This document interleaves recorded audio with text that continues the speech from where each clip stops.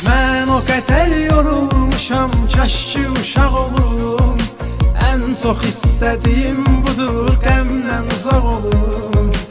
Elə bildim bu dünyada daimiyəm mən. Ağlıma gəlməzdi mənim, mən də qonaq olum. Mən o qədər yorulmuşam, kaş ki uşaq olum. Ən çox istədiyim budur, qəmdən